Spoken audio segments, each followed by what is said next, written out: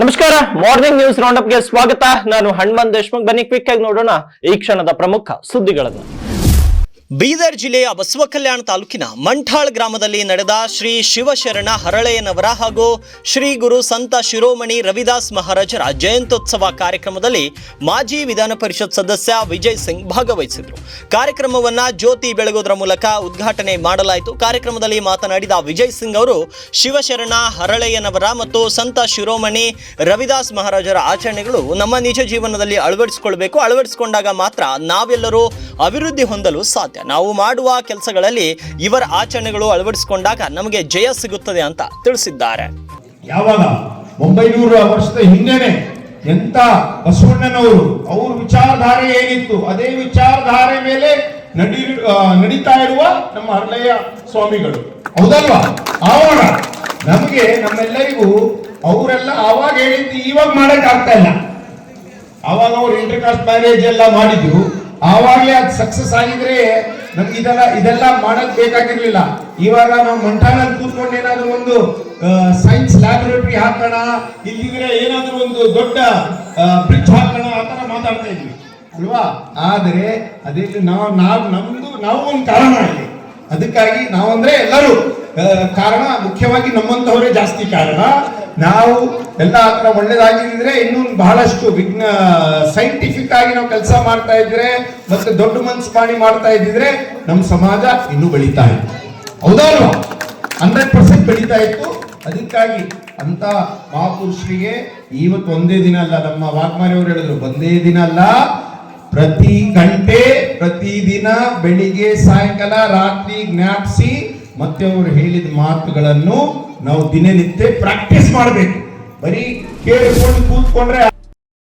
ಬೀದರ್ ಜಿಲ್ಲೆಯಾದ್ಯಂತ 4 ದಿನಗಳ ಕಾಲ ಹಂತ ಹಂತವಾಗಿ ಮದ್ಯ ಮಾರಾಟವನ್ನು ನಿಷೇಧ ಮಾಡಲಾಗಿದೆ ಅಂತ ಪೊಲೀಸ್ ಇಲಾಖೆ ತಿಳಿಸಿದೆ. ಜಿಲ್ಲೆಯಲ್ಲಿ ಹೋಳಿ ಹಬ್ಬದ ಸಂಭ್ರಮದ ನಡುವೆ ಯಾವುದೇ ಅಹಿತಕರ ಘಟನೆಗಳು ನಡೆಯದಂತೆ ಹಾಗೂ ಕಾನೂನು ಸುವ್ಯವಸ್ಥೆಯನ್ನ ಕಾಪಾಡುವ ಉದ್ದೇಶದಿಂದ ಮಾರ್ಚ್ 2ರಿಂದ ಮಾರ್ಚ್ 5ರವರೆಗೆ ಜಿಲ್ಲೆಯಾದ್ಯಂತ ವಿವಿಧ ತಾಲೂಕುಗಳಲ್ಲಿ ಹಂತ ಹಂತವಾಗಿ ಮದ್ಯ ಮಾರಾಟವನ್ನು ನಿಷೇಧಿಸಿ ಜಿಲ್ಲಾ ಪೊಲೀಸ್ ಅಧೀಕ್ಷಕರು ಆದೇಶವನ್ನು ಹೊರಡಿಸಿದ್ದಾರೆ.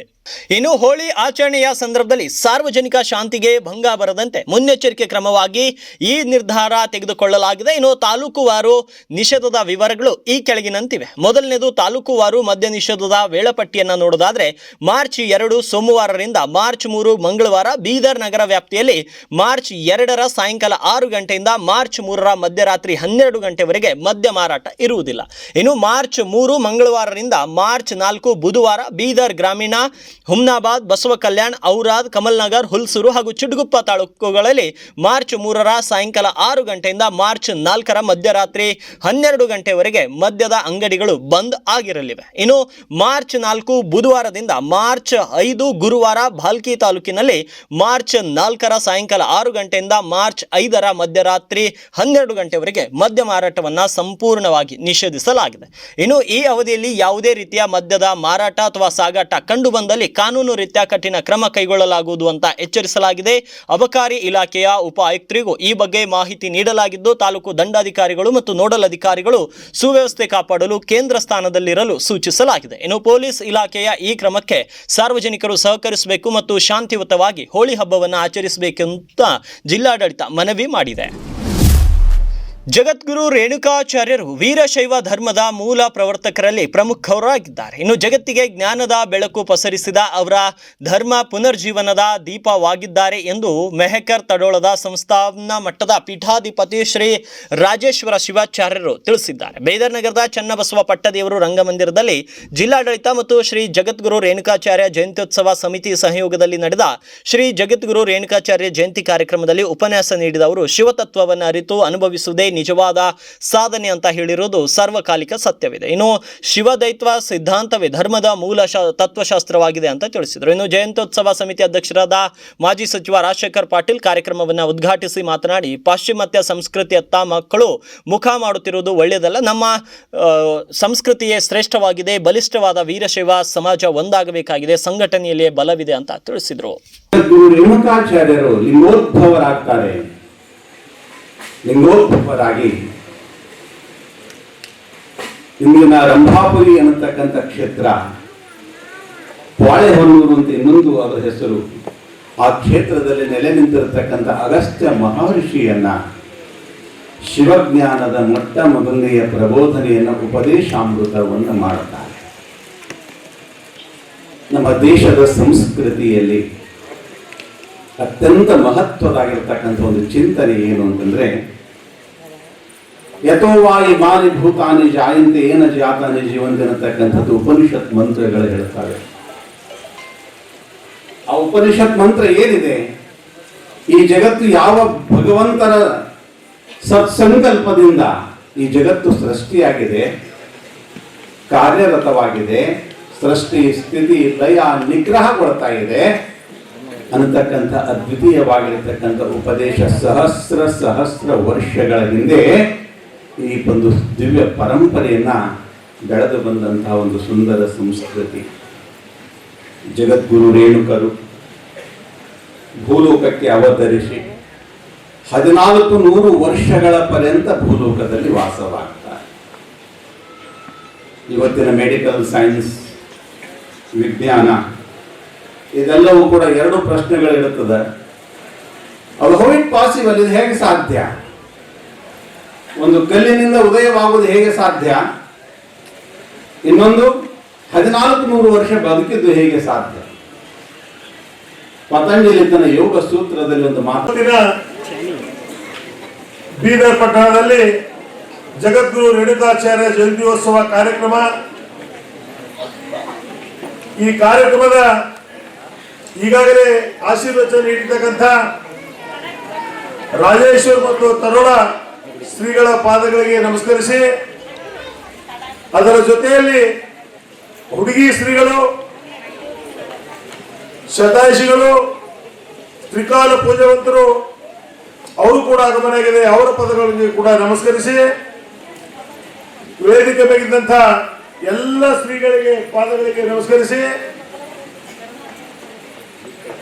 ಈ ವಿಶೇಷವಾಗಿ ಮೆರವಣಿಗೆಯ ಉದ್ಘಾಟನೆ ಮಾಡಿರ್ತಕ್ಕಂಥ ಆತ್ಮೀಯರು, HKI ಶಿಕ್ಷಣ ಸಂಸ್ಥೆಯ ಸದಸ್ಯರು ಆದಂಥ ಸನ್ಮಾನ್ಯ ಶ್ರೀ ರಜನೀಶ್ ವಾಲಿ ಅವರೇ, ಸಿದ್ದರಾಮಯ್ಯ ಸ್ವಾಮಿ ಅವರೇ, ಗಂಗಾ ಶಾಸ್ತ್ರಿ ಅವರೇ, ಓಂ ರೆಡ್ಡಿ ಅವರೇ, ನನ್ನ ಜೊತೆಯಲ್ಲಿ ಬಂದಂಥ ಹುಮ್ನಾಬಾದ್ PNB ಬ್ಯಾಂಕಿನ ಅಧ್ಯಕ್ಷ ಅಂತ ಮಲ್ಲಿಕಾರ್ಜುನ್ ಮಾಶೆಟ್ಟಿ ಅವರೇ, ಶ್ರೀಕಾಂತ್ ಸ್ವಾಮಿ ಸೋಲ್ಪುರ್ ಅವರೇ, ಅಮರೇಶ್ ಸ್ವಾಮಿ ಅವರೇ, ಶ್ರೀಮತಿ ಗಂಗಮ್ಮ ಮಾಂತಯ್ಯ ಸ್ವಾಮಿ ಅವರೇ, ರೇವಣಸಿದ್ದಯ್ಯ ಸ್ವಾಮಿ ಅವರೇ, ಇನ್ನೊಬ್ಬ ಮಹೇಶ್ ಅಗಡಿ ಅವರೇ, ಉಮೇಶ್ ಜಮಗಿ ಅವರೇ, ಅಶೋಕ್ ಪಾಟೀಲ್ ರವರು, ಉದಯ್ ಕುಮಾರ್ ವಾರಾದ್ರವರು, ಇಲ್ಲಿ ನಡೆದಂತ ಎಲ್ಲ ತಾಯಂದ್ರೆ, ಹಿರಿಯರೇ, ಮಾಧ್ಯಮದ ಸ್ನೇಹಿತರೆ, ಯಾಕಂದ್ರೆ ನಾನು ನೋಡ್ತಾ ಇದ್ದೀನಿ ಶ್ರೀಗಳ ಆಶೀರ್ವಚನ ಮಾಡಾಗೆ ಒಂದು 10% ತಾವೆಲ್ಲ ಖಾಲಿಯಾಗಿದೆ.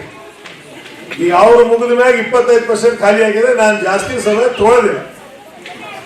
ಮತ್ತು ವಿಶೇಷವಾಗಿ ನಮ್ಮ ADC ಅವರು ಮತ್ತ ಈ ಎಲ್ಲ ಗೌರವಾನ್ವಿತ ಸಮಾಜದ ಎಲ್ಲ ಬಂಧುಗಳು ತಾವೆಲ್ಲ ಸೇರಿ ಬಹಳ ವಿಜೃಂಭಣೆಯಿಂದ ಮೆರವಣಿಗೆ ಬಸವ ಕಲ್ಯಾಣ ನಗರದ ಗವಿ ಮಠದಲ್ಲಿ ರೇಣುಕಾಚಾರ್ಯ ಜಯಂತಿ ಹಾಗೂ ಯುಗಮಾನೋತ್ಸವವನ್ನು ಭಾನುವಾರ ಭಕ್ತಿ ಭಾವದಿಂದ ಆಚರಿಸಲಾಯಿತು. ಈ ಅಂಗವಾಗಿ ವಿವಿಧ ಕ್ಷೇತ್ರಗಳಲ್ಲಿ ಸಾಧನೆ ಮಾಡಿದ ಶಿವ ಮಠಪತಿ ಮಲ್ಲಿಕಾರ್ಜುನ್ ಕಾಡದಿ ಹಾಗೂ ಬಸವರಾಜ ಮಾಲಿ ಪಾಟೀಲ್ ಅವರಿಗೆ ಅಭಿನವ ರೇಣುಕಾಶ್ರೀ ಪ್ರಶಸ್ತಿಯನ್ನು ಪ್ರದಾನ ಮಾಡಿ ಗೌರವಿಸಲಾಯಿತು. ಇನ್ನು ಕಾರ್ಯಕ್ರಮದ ನೇತೃತ್ವವನ್ನು ಡಾಕ್ಟರ್ ಅಭಿನವ ಘನ ಲಿಂಗ ರುದ್ರಮುನಿ ಶಿವಾಚಾರ್ಯರು ವಹಿಸಿದರು. ಈ ವೇಳೆ ಮಾತನಾಡಿದ ಅವರು, ಗವಿ ಮಠದ ನಿಜವಾದ ಆಸ್ತಿ ಭಕ್ತರೇ ಆಗಿದ್ದು ಭಕ್ತರ ಭಕ್ತಿಯೇ ಮಠದ ಶಕ್ತಿ ಅಂತ ಹೇಳಿದರು. ಮಂಠಾಳ ಅಭಿನವ ಚನ್ನಬಸವ ಸ್ವಾಮೀಜಿಗಳು ಮಾತನಾಡಿ, ಘಟ್ಟದಿಂದ ಮಠವನ್ನ ಬೆಳೆಸಿದ ಕೀರ್ತಿ ಅಭಿನವ ಶ್ರೀಗಳಿಗೆ ಸಲ್ಲುತ್ತದೆ ಎಂದರು. ಇನ್ನು ಗುರುವಿನ ಸ್ಥಾನದಲ್ಲಿ ನಿಂತು ಸದಾ ಭಕ್ತರಿಗೆ ಮಾರ್ಗದರ್ಶನ ನೀಡುವ ಜೊತೆಗೆ ಸಾಮಾಜಿಕ ಕಾರ್ಯಗಳ ಮೂಲಕ ಗವಿ ಮಠ ಸಮಾಜಕ್ಕೆ ಅಪಾರ ಕೊಡುಗೆ ನೀಡುತ್ತಿದೆ ಅಂತ ತಿಳಿಸಿದರು. ನೀವೆಲ್ಲ ಹನಿ ಹನಿ ಗುಡಿಸಿದ್ರೆ ಹಳ್ಳ, ನಿಮಗೆ ಬಂಡಿ ಮಾಡ್ಬೇಕೀಗ ನಾವು, ನೀವು ಕಳ್ಸ್ಕೊಂಡು ಹೋಗಕಂತೀರಿ, ನಿಮಗೆ ಬಂಡಿ ಮಾಡಿದ್ರೆ ನಾನು ಪರಿಪೂರ್ಣ ಆಯ್ತು ಕೆಲಸ ಏನ್ರಿ. ಇವತ್ತು ಬಂಡಿ ಮಾಡುವಂತ ಕೆಲಸ ನಾನು ಮಾಡ್ತಾ ಇದ್ದೇನೆ. ಹೀಗಾಗಿ ಆ ರಥೋತ್ಸವ 1 ವರ್ಷದ ಪರ್ಯಂತರವಾಗಿ ನಾವು ಸಂಚಾರವನ್ನ ಮಾಡಿ ಆ ರಥೋತ್ಸವ ಮಾಡಬೇಕು ಅಂತಕ್ಕಂಥ ಒಂದು ಸಂಕಲ್ಪನ ನಾನು ಮಾಡಿದ್ದೇನೆ. ಹೀಗಾಗಿ ತಾವೆಲ್ಲ ಸರ್ಕಾರ ಕೊಡಬೇಕು ಅಂತಕ್ಕಂಥ ಮಾತನ್ನು ಕೂಡ ಈ ಸಂದರ್ಭದಲ್ಲಿ ಹೇಳಬೇಕಾಗ್ತದೆ. ಇವತ್ತು ಒಂದು ದಿವಸ ಅಂದ್ರೆ 1 ವರ್ಷದ ಹಿಂದ್ಗಡೆ ಸುಮಾರು 70 ಹಳ್ಳಿಯ ಜನರನ್ನ ಇದೇ ವೇದಿಕೆ ಮುಂಭಾಗದಲ್ಲಿ ಕರೆಸಿ ನಾನು ಸಭೆ ಮಾಡಿದ್ದೆ. ಅಪ್ಪರೇ ನಮ್ಮೂರಿಗೆ ಬರ್ರಿ, ನಿಮ್ಮೂರಿಗೆ ಬರಂತ ಎಲ್ಲರೂ ಹೇಳಿದ್ರು. ಆದರೆ ನಾನು ಹೋಗ್ಲಿಲ್ಲ. ಯಾಕಂದ್ರೆ ಅನಿವಾರ್ಯ, ನಮ್ಮ ಜಗತ್ತುಗಳ ಒಂದು ದಸರಾ ದರ್ಬಾರ್ ಕಾರ್ಯಕ್ರಮ ಬಂತು. ಈಗ ಅದೆಲ್ಲ ಮುಗಿಸ್ಕೊಂಡು ನಾವು ಹೋಗೋಣ ಅಂತಂದ್ವಿ. ಅವತ್ತಿನಿಂದ ಇವತ್ತೇ ಸಂಕಲ್ಪ ಮಾಡಿ ಯಾರು ಎಷ್ಟು ಕೊಡ್ಬೇಕನ್ನಕತ್ತೀರಿ. ದಯಮಾಡಿ ಅವತ್ತಿನ ಒಂದು ಜಾತ್ರಾ ಮಹೋತ್ಸವದಲ್ಲಿ ಏನ್ರಿ ಸುಮ್ಮ 5-10 ಮಾಡಬೇಡಿ ದಯಮಾಡಿ. ಯಾಕಂದ್ರೆ ತೇರು ಇಟ್ಟದ ಅಂದ್ರೆ 20 ತೇರ 21 ಲಕ್ಷ ರೂಪಾಯಿ ತೇರದ. ಆ ತೇರಿಗೆ ನಾವು ಕೊಂಡೆಯಾಗಿ ಜೋಡಣೆ ಮಾಡಬೇಕಾಗಿತ್ತಂದ್ರೆ ತನು ಮನ ಧನದ ಸೇವೆಯನ್ನು ಸಲ್ಲಿಸಬೇಕಾಗ್ತದೆ. ಪ್ರತಿ ವರ್ಷ ಹೀಗೆ ನೀವು ಬಂದಿರಿ, ಮುಂದಿನ ವರ್ಷ ಅಥವಾ ಮುಂದಿನ ವರ್ಷ ತೇರಾಯ್ತು ನಿಮ್ಗೆ ಕೂಡ್ಲಕ್ಕೆ ಜಾಗನೇ ಸಿಗಂಗಿಲ್ಲ.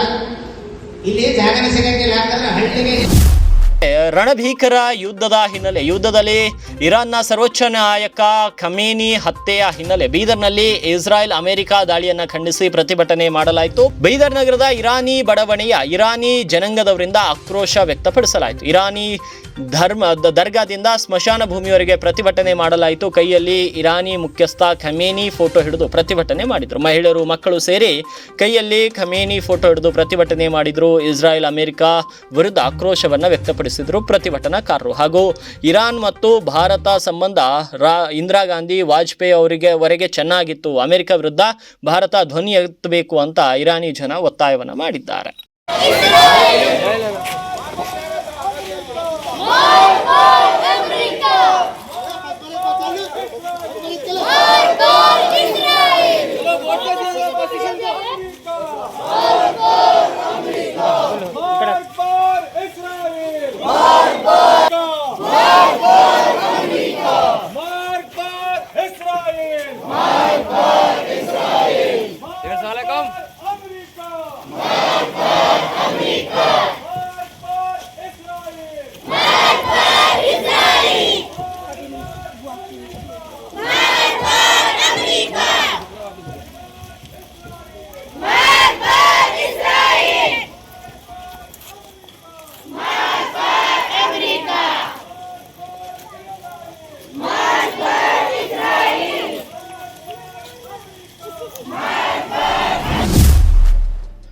ಇನ್ನು ಪತ್ನಿಯ ಶೀಲವನ್ನ ಶಂಕಿಸಿ ಪತ್ನಿಯನ್ನೇ ಕೊಲೆಗೈದಿದ್ದಾನೆ ಪಾಪಿ ಪತಿ. ಬಸವ ಕಲ್ಯಾಣ ತಾಲೂಕಿನ ಮನ್ನಳ್ಳಿ ಗ್ರಾಮದಲ್ಲಿ ಈ ಒಂದು ಘಟನೆ ನಡೆದಿರುವಂಥದ್ದು. ಪತ್ನಿ ಅನೈತಿಕ ಸಂಬಂಧ ಇಟ್ಟುಕೊಂಡಿದ್ದಾಳೆ ಎನ್ನುವ ಅನುಮಾನದ ಮೇರೆಗೆ ಕಲ್ಲು ಎತ್ತಿ ಹಾಕಿ ಕೊಲೆ ಮಾಡಿದ್ದಾನೆ.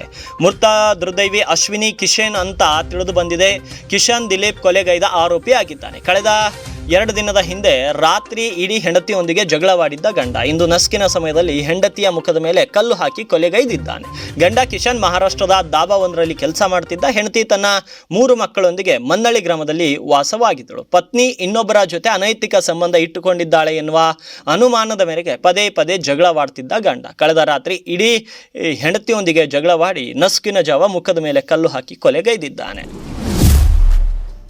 ಇನ್ನು ಮಲ್ಲಿಕಾರ್ಜುನ್ ಮುತ್ಯಾನ ಮೇಲೆ ಪೋಕ್ಸೋ ಕೇಸ್ನ ವಿಚಾರವಾಗಿ ಯಾದಗಿರಿನಲ್ಲಿ ಸಚಿವ ಶರಣ್ ಬಸಪ್ಪ ಗೌಡ ದರ್ಶನಾಪುರ್ ಪ್ರತಿಕ್ರಿಯೆಯನ್ನು ನೀಡಿದ್ದಾರೆ. ಅನಗತ್ಯವಾಗಿ ಕೇಸ್ ಮಾಡಲಾಗಿದೆ, ಅದು ಸಂಬಂಧನೇ ಇಲ್ಲ. 6 ವರ್ಷದ ಮಗುವಿಗೆ ಸಹಜವಾಗಿ ಮುದ್ದು ಮಾಡಿದ್ದಾರೆ. ಸಾಮಾಜಿಕ ಜಾಲತಾಣದಲ್ಲಿ ತಪ್ಪಾಗಿ ಅರ್ಥೈಸಿ ತೋರಿಸಿದ್ದಾರೆ. ಮುತ್ಯನ ಮೇಲೆ ಕೇಸ್ ಆಗಬಾರದಾಗಿತ್ತು. ತಂದೆ ತಾಯಿನೇ ವಿಡಿಯೋ ಮಾಡಿದ್ದಾರೆ. ಅವರು ಏನಾದರೂ ಕೇಸ್ ಕೊಟ್ಟಿದ್ದಾರಾ? ಸಂತ್ರಸ್ತ ಕುಟುಂಬಸ್ಥರ ಪರಿಸ್ಥಿತಿ ಏನಾಗಬೇಕು? ಕೇಸ್ ಆಗಬಾರ್ದಾಗಿತ್ತು. ಸೋಷಿಯಲ್ ಮೀಡಿಯಾ ಹಾಗೂ ಸಾಮಾಜಿಕ ಜಾಲತಾಣ ನೋಡಿ ಕೇಸ್ ಮಾಡಲಾಗಿದೆ. ಮಲ್ಲಿಕಾರ್ಜುನ್ ಮುತ್ಯನ ಮೇಲೆ ಕೇಸ್ ಆಗಿದ್ದಕ್ಕೆ ಸಿಡಿದೆದ್ದಿದ್ದಾರೆ ದರ್ಶನಾಪುರ್ ಅವರು. ಮುತ್ಯನ ಮೇಲೆ FIR ಆದ ಮೇಲೂ ಮಾಧ್ಯಮಗಳು ಸುದ್ದಿ ಯಾಕೆ ಮಾಡಿದ್ದೀರಾ ಅಂದಿದ್ದಾರೆ. ಇನ್ನು ಮುತ್ಯನ ವಿಡಿಯೋದಲ್ಲಿ ಏನು ಇದೆ ನೋಡಿ, ವಾಸ್ತವ ತಿಳಿಬೇಕಿತ್ತು. ವಿಡಿಯೋ ಕ್ಲಿಪ್ಪಿಂಗ್ ನಲ್ಲಿ ಏನೂ ಇಲ್ಲ, ಆದರೂ ಸುದ್ದಿ ಮಾಡಿದ್ದಾರೆ. ಯಾರಾದರೂ ವಯಸ್ಸಿದ್ದ ಮಹಿಳೆಗೆ ಹಿಡಿದುಕೊಂಡು ಮಾಡಿದ್ರೆ ತಪ್ಪು. ರಾಜ್ಯ ಮಕ್ಕಳ ಆಯೋಗ, ಮಹಿಳಾ ಆಯೋಗದ ವಿರುದ್ಧ ಸಚಿವರು ಗರಂ ಆಗಿದ್ದಾರೆ. ಮುತ್ಯನ ಮೇಲೆ ಕೇಸ್ ಮಾಡುವ ವಿಚಾರ ನನಗೆ ತಿಳಿದಿಲ್ಲ, ತಿಳಿದಿದ್ರೆ ಹೆಂಗ್ ಮಾಡು ಅಂತಿದ್ದೆ.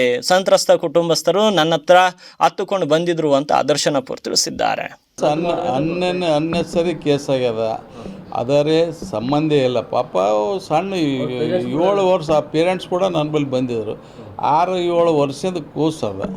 ಈಗ ಯಾರೇ ಸಣ್ಣ ಹುಡುಗರು ನಮ್ಮಲ್ಲಿ ಬಂದಾಗ ಸಹಜ ಅದ, ಅದಕ್ಕೆ ಅವರಿಗೆ ಮುದ್ದಾಡ್ತಕ್ಕಂಥ ಕೆಲಸ ಮಾಡ್ತೀವಿ. ಇದು ಮೀಡಿಯಾದವರು ಮತ್ತು ಸಾಮಾಜಿಕ ಜಾಲತಾಣದವರು ಅದಕ್ಕೆ ಟ್ವಿಸ್ಟ್ ಮಾಡಿಗೆಸಿಂದ ಅದಕ್ಕೊಂದು ಬಣ್ಣ ಕಟ್ತಕ್ಕಂಥ ಕೆಲಸ ಮಾಡ್ಯಾರ. ಕೇಸೇ ಆಗಬಾರ್ದಾಗಿತ್ತು.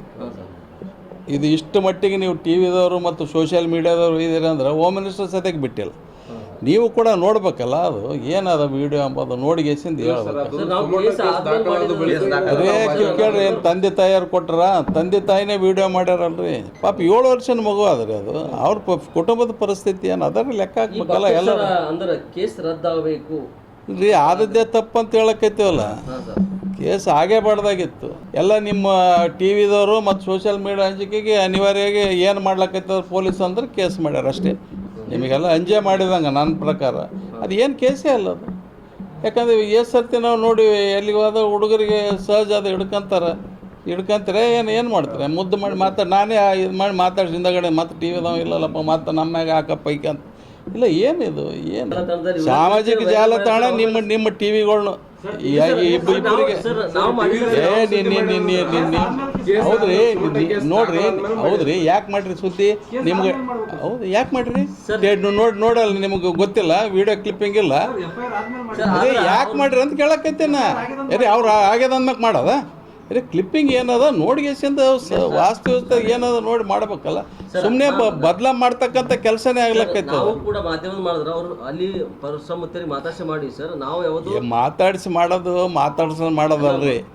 ಈಗ ಆ ಕ್ಲಿಪ್ಪಿಂಗ್ ಮ್ಯಾಗೆ ಮಾಡಿದ್ದಲ್ಲ ಎಲ್ಲರೂ, ತಪ್ಪಲ್ಲ. ಕ್ಲಿಪ್ಪಿಂಗ್ದಾಗ ಏನದ ಹೇಳ್ರಿ ನೋಡಮ್ಮ, ಹೇಳ್ರಿ ಏನದ ಮತ್ತೆ ಏನದ? ಏನೋ ವಯಸ್ಸಾದವ್ರಿಗೆ ಹಿಡ್ಕೊಂಡು ಮಾಡ್ಯಾರ ಅಂದ್ರೆ ತಪ್ಪಾಗ್ತದೆ. ಅದೇ ರೀ ಹೇಳಕತ್ತೀನಿ, ಆಯೋಗನ ಹೇಳಕತ್ತೀನಿ, ಮಹಿಳಾ ಆಯೋಗನ ಎಲ್ಲ ಆಯೋಗದ ಹೇಳಕತ್ತೀನಿ. ಸುಮ್ಮನೆ ಒಬ್ರು ಹೇಳ್ಯಾರ ಅಂದ್ರೆ ಇನ್ನೊಬ್ರು ಹೇಳೋದು ಅಷ್ಟೇ. ಹೌದ್ರಿ, ಮತ್ತೆ ಏನು ಮಾಡ್ತೀರಿ ಸರ್? ಅಧಿಕಾರಿಗಳೆಲ್ಲ ಅವ್ನು ನಾಳೆಗೆ ನೀವೇ ಕೇಳ್ತಾರಲ್ಲ ಏನು ಮಾಡ್ಲಕ್ಕೈತಾರ ಅಧಿಕಾರಿ ಅಂತ ಕೇಳಿಲ್ಲ ಟಿ ವಿದಾಗ ಏನು ಮಾಡ್ಲಕ್ಕ. ಇನ್ನು ಇಸ್ರಾಯೇಲ್ ಇರಾನ್ ಯುದ್ಧ ಕಾರ್ಮೋಡದ ವಿಚಾರವಾಗಿ ಯಾದಗಿರಿಯಲ್ಲಿ ಸಚಿವ ಶರಣ ಬಸಪ್ಪ ಗೌಡ ದರ್ಶನಪುರ್ ಪ್ರತಿಕ್ರಿಯೆಯನ್ನ ನೀಡಿದ್ದಾರೆ. ದುಬೈಗೆ ಕಾರ್ಯಕ್ರಮ ನಿಮಿತ್ತ ತೆರಳಿದ ಕನ್ನಡದವರು ಸಿಕ್ಕಾಕೊಂಡಿದ್ದಾರೆ. ಅವರು ಸುರಕ್ಷಿತವಾಗಿ ಇದ್ದಾರೆ ಎಂದು ಹೇಳಿದ್ದಾರೆ. ದುಬೈನಲ್ಲಿ ಸಿಲುಕಿ ಹಾಕಿದವರ ಕನ್ನಡಿಗರ ಜೊತೆ ಸಿಎಂ ಸಿದ್ದರಾಮಯ್ಯ ಅವರು ಈಗಾಗಲೇ ಮಾತನಾಡಿದ್ದಾರೆ. ದುಬೈನಲ್ಲಿ ಸಿಲುಕಿದವರು ಸುರಕ್ಷಿತವಾಗಿ ಕರೆತರಲು ಸಿಎಂ ಕ್ರಮ ಕೈಗೊಂಡಿದ್ದಾರೆ. ಕರ್ನಾಟಕದವರು ಯಾರೇ ಇರಲಿ, ಸರ್ಕಾರ ಸುರಕ್ಷಿತವಾಗಿ ಕರೆದುಕೊಂಡು ಬರುವ ಕೆಲಸ ಸರ್ಕಾರ ಮಾಡುತ್ತೆ. ದುಬೈಯಲ್ಲಿ ಯಾದಗಿರಿ ಜಿಲ್ಲೆಯವರು ಸಿಲುಕಿದವರ ಬಗ್ಗೆ ಮಾಹಿತಿ ಬಂದಿಲ್ಲ. ಕೇಂದ್ರ ಸರ್ಕಾರ ಕೂಡ ಸಿಲುಕಿದವರನ್ನ ಕರೆತರುವ ಕಾರ್ಯ ಮಾಡುತ್ತೆ. ಅಮೆರಿಕ ಇಸ್ರಾಯೇಲ್ ಯುದ್ಧ ಕಾರ್ಮೋಡದ ಬಗ್ಗೆ ನಮ್ಮ ವಿದೇಶಾಂಗ ಸಚಿವರ ಈ ಬಗ್ಗೆ ತಿಳಿದುಕೊಳ್ಬೇಕು ಅಂತ ತಿಳಿಸಿದ್ದಾರೆ. ನಿಮಿತ್ತ ಕೆಲವು ಕರ್ನಾಟಕದವರು ದುಬೈಗೆ ಹೋಗಿ ನಡೀತಕ್ಕಂಥ ಯುದ್ಧದಲ್ಲಿ ಸಿಕ್ಕಾಕೊಂಡಿದ್ದಾರೆ. ಅವರೆಲ್ಲರೂ ಕೂಡ ನಾವೆಲ್ಲ ಸೇಫ್ ಆಗಿದ್ದೀವಿ ಅಂತ ಹೇಳಿದ್ದಾರೆ. ಮುಖ್ಯಮಂತ್ರಿ ಅವ್ರ ಜೊತೆ ಮಾತಾಡಿ ಅವ್ರಿಗೆ ಏನು ಸೇಫಾಗಿ ಇಲ್ಲಿ ಕರ್ಕೊಂಡು ಬರ್ಲಿಕ್ಕೆ ಏನೇನು ವ್ಯವಸ್ಥೆ ಮಾಡಬೇಕು ಕರ್ನಾಟಕ ಸರ್ಕಾರ ಮಾಡ್ತದೆ. ಅದರಲ್ಲಿ ಯಾದಗಿರಿದವ್ರು ಸರ್, ಯಾಕಂದ್ರೆ ಈ ಭಾಗದ ಜನ ಯಾರೇ ಇರಲಿ ಕರ್ನಾಟಕದವರು, ಯಾದಗಿರಿನ ಕರ್ನಾಟಕದಾಗೆ ಬಂತದು. ಕರ್ನಾಟಕ ರಾಜ್ಯದವರು ಎಲ್ಲರಿಗೂ ಕೂಡ ಸೇಫಾಗಿ ಕರ್ಕೊಂಡು ಬರ್ತಕ್ಕಂಥ ಕೆಲಸ ಸಿದ್ದರಾಮಯ್ಯ ನಮ್ಮ ಸರ್ಕಾರ ಮಾಡ್ಲಿಕ್ಕತ್ತದ. ಈಗಾಗಲೇ ಮುಖ್ಯಮಂತ್ರಿಗಳು ನೇರವಾಗಿ ಅವ್ರ ಜೊತೆ ಮಾತನಾಡಿ ಬಂದಿಲ್ಲ. ಯಾದಗಿರಿದವರು ಅಲ್ಲಿ ಯಾರು ನಮ್ಮ ಬಗ್ಗೆ ಬಂದಿಲ್ಲ. ಕರ್ನಾಟಕ ರಾಜ್ಯದವ್ರು ಯಾರೇ ಇರಲಿ, ಯಾದಗಿರಿ ಮತ್ತು ಕರ್ನಾಟಕ ರಾಜ್ಯದಾಗ ಬರ್ತಿತ್ತಂದ್ರೆ ಅವ್ರಿಗೆ ಕರ್ಕೊಂಡು ಬರ್ತದೆ. ನಿಮ್ಮ ಪ್ರಕಾರ ಬೇರೆ ರಾಜ್ಯದಾಗ ಬರ್ತಂದ್ರೆ ಅವ್ರ ರಾಜ್ಯದವ್ರು ಮಾಡ್ತಾರೆ. ಇಲ್ಲ 10 ಸರ್ತಿ ಅದೇ ಕೇಳಕ್ಕೈತ್ರಲ್ಲ. ಯಾದಗಿರಿಗೆ ಹೇಳಕ್ ಕರ್ನಾಟಕ ರಾಜ್ಯ ಅಂದ್ಮ್ಯಾಗ ಮುಗಿದೋಯ್ತಲ್ಲ. ಏನದು? ಮುಖ್ಯಮಂತ್ರಿ ಮಾತಾಡಿ ಅವ್ರಿಗೆ ಕರ್ಕೊಂಡು ಬರೋ ವ್ಯವಸ್ಥೆ ಮಾಡ್ಲಕ್ಕೈತಾರೆ. ಏನೇನು ಸಹಾಯವಾಣಿ ಕೇಂದ್ರ ಮಾಡೋದಿರಲಿ, ಹಣಕಾಸಿನ ವ್ಯವಸ್ಥೆ ಇರಲಿ, ಏನೇ ಕರ್ಕೊಂಡು ಬರ್ತಕ್ಕಂಥ ವ್ಯವಸ್ಥೆ ಸರ್ಕಾರ ಮಾಡ್ತದೆ. ಅದು ಯಾವ ರೀತಿ ಮಾಡ್ಬೇಕು ಆ ರೀತಿ ಮಾಡ್ತದೆ. ಅದಕ್ಕೆ ಏನೇನು ಅವಶ್ಯಕತೆ ಇದೆ ಎಲ್ಲನೂ ಮಾಡ್ತದೆ. ರಾಜ್ಯ ಸರ್ಕಾರ ಮಾಡ್ತಾರೆ, ಕೇಂದ್ರ ಸರ್ಕಾರ ಕೂಡ ಒಂದು ಜವಾಬ್ದಾರಿ ಆದಷ್ಟು ಸರ್ ಅವರು ಮಾಡ್ತಾರೆ. ಕೇಂದ್ರ ಸರ್ಕಾರ ಯಾವುದೇ ಇಂಥ ಸಂದರ್ಭದಾಗ ಭಾರತ ದೇಶದಲ್ಲಿ ವಾಸ ಆಗ್ತಕ್ಕಂಥ ಎಲ್ಲರಿಗೂ ಕೂಡ ಅದು ಕರ್ತವ್ಯ ಅದ, ಧರ್ಮ ಅದ, ಅವ್ರು ಮಾಡಲೇಬೇಕು, ಮಾಡ್ತಾರೆ. ಅದು ಮೊದಲು ಕೂಡ ಇದ್ದಂಥ ಸಂದರ್ಭದಲ್ಲಿ ಯಾವುದೇ ಸರ್ಕಾರ ಇದ್ದರೂ ಕೂಡ ಅದು ಮಾಡ್ಕೊತ ಬಂದದ. ಅದು ನಮ್ಮ ಧರ್ಮ, ನಮ್ಮ ಕರ್ತವ್ಯ, ನಮ್ಮ ಜನರಿಗೆ ನಾವು ರಕ್ಷಣೆ ಕೊಡ್ತಕ್ಕಂಥದ್ದು ನಮ್ಮ ಕರ್ತವ್ಯ ಅದ, ನಾವು ಮಾಡ್ತೇವೆ. ಏನು ನೋಡ್ಬೇಕು, ಅಮೇರಿಕಾದವ್ರದ್ದು ಅವ್ರದ್ದು ಏನೇನದ, ಏನೇನು ಸುದ್ದಿ ಎದಕ್ಕೆ ಮಾಡ್ತಾರೆ, ಅದು ಅವ್ರಿಗೆ ಬಿಟ್ಟು ವಿಚಾರ ಅದ. ಅದೆಲ್ಲ ಕೂಡ ನಮ್ಮ ದೇಶದ ವಿದೇಶಾಂಗ ಸಚಿವರ ಜೊತೆ ಅವರೆಲ್ಲ ಮಾತಾಡಿ ತಿಳ್ಕೊಬೇಕು ಯಾಕಾಗ್ಲಿಕ್ಕೆ. ಅದ್ರ ಬಗ್ಗೆ ನಾವು ಹೇಳೋದು ಸೂಕ್ತ ಆಗಲ್ಲ. ಭಾಳಷ್ಟು ಇಂಟರ್ನ್ಯಾಷನಲ್ ನ್ಯಾಷನಲ್ ವಿಚಾರಗಳಾದ. ಇವಾಗಿದ್ದು ಈ ಕ್ಷಣದ ಪ್ರಮುಖ ಸುದ್ದಿಗಳು. ಮತ್ತೆ ಭೇಟಿಯಾಗ್ತೀನಿ ಮತ್ತೊಂದು ನ್ಯೂಸ್ ಬುಲೆಟಿನ್ ನಲ್ಲಿ.